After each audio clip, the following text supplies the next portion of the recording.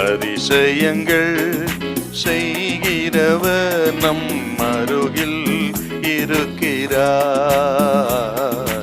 அற்புதங்கள் செய்கிறவர் என்றும் நமக்குள் வசிக்கிறார். 1 கொரிந்தியர் 8ஆம் அதிகாரம் 9வது வசனம். ஆகிலும் இதை குறித்து உங்களுக்கு உண்டாயிருக்கிற அதிகாரம் எவ்விதத்திலும் பலவீனருக்கு தடுக்கலாகாதபடிக்கு பாருங்கள். பலகீனமானவருக்கு தடுக்கலாயிராதபடி பாருங்கள். எப்படி நம்ம தடுக்கலா இருக்கிறோம்? எப்படி நாம் அடுத்தவருக்கு இடரலா இருக்கிறோம்?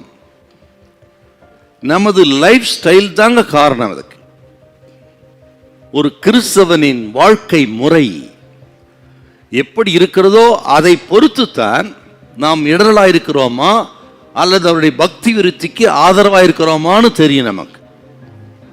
ஆடம்பர வாழ்க்கை, அடுத்தவன் இடரலுக்கு காரணம் ஆடம்பர வாழ்க்கை. எப்படின்னா, கிறிஸ்தவர்களை பார்க்கிறவர்கள் அடுத்தவர்கள் கிறிஸ்துவையே பார்க்கிறார்கள்.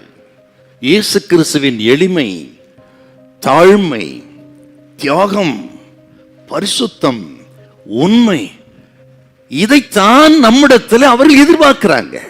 நம்மை பார்க்கும் பொழுதெல்லாம் அவர்கள் அப்படித்தான் பார்க்கிறார்கள்.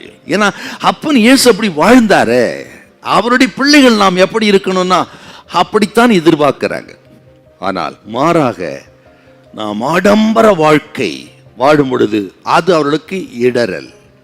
பணம் இருக்கட்டும், வசதி இருக்கட்டும், நல்லது இருக்கட்டும், ஆனால் ஆடம்பரமா வாழக்கூடாது. கிறிஸ்துவின் எளிமை. ஆகவே தான் தேவ பிள்ளைகள் ஆடம்பரமா வாழக்கூடாதுங்க. ஆக கிறிஸ்துவை பிரதிபலிக்கணும். எளிமையா இருங்க, தூய்மையா இருங்க. உங்கள் நடை, உடை, பேச்சு எல்லாம் எளிமையா இருக்கட்டும்.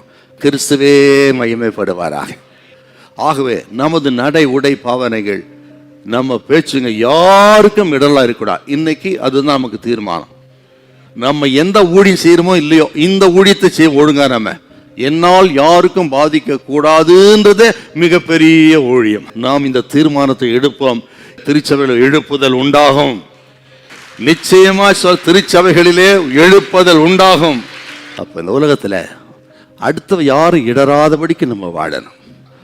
உங்களால யாரும் பாதிக்க கூடாது. ஹல்லேலூயா, ஹல்லேலூயா.